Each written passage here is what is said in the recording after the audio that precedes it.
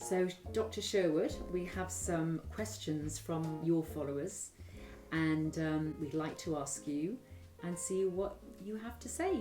So, you are standing in front of a painting that's quite seasonal. Can you tell us a little bit about that first?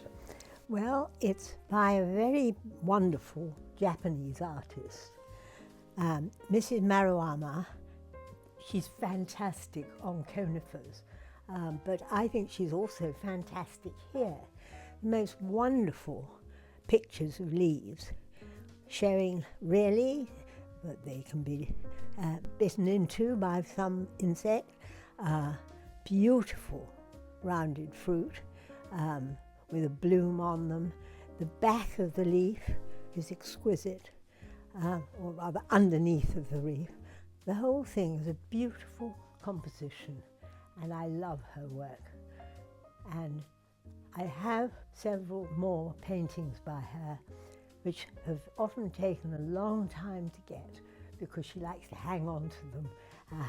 She's never sure she wants to get rid of them, pass them on to me. But I'm very happy to have a lot of her paintings. And what is the fruit in the painting?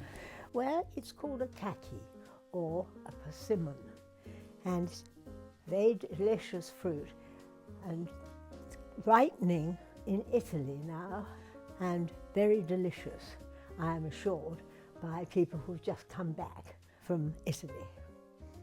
So, shall we ask you the first question? Yes, please. What was the first piece of botanical art that you bought?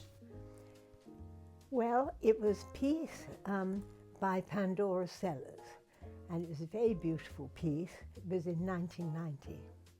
And how many works do you now have in your collection? Well, Do you know?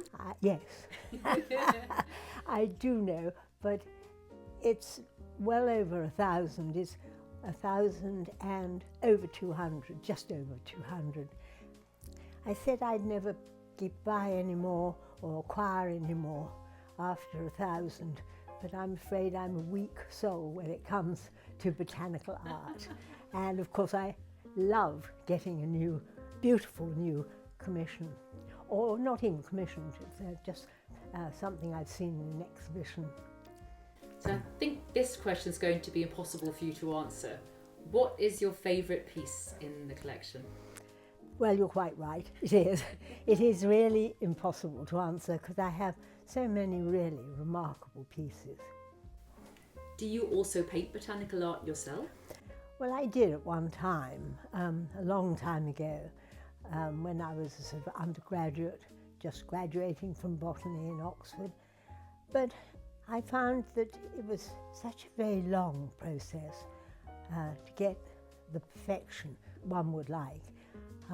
And I started taking photographs, and that's what I've enjoyed doing too. But I just find that the botanical artists of today have spent so much time, energy, effort, and really ability doing wonderful painting, and I'm better satisfied with their results than with mine. This is an interesting one for you then. If you didn't collect botanical art, what would you collect? Oh, I haven't been asked that before. I don't really know. I love old paintings and botanical ones in particular.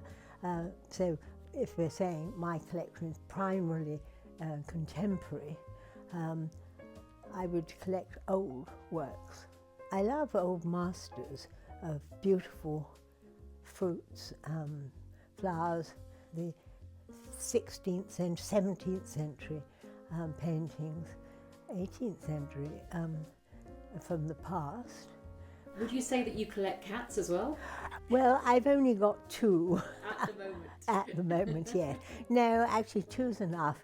It's quite difficult if you move houses to get one's cats trained to go in the car happily. I think your followers would also say you collect amazing jackets. Oh, yeah. Well, this one is my autumn jacket. So last question, bit of a bucket list question. I think I know the answer to this one. You've been to so many amazing places across the world.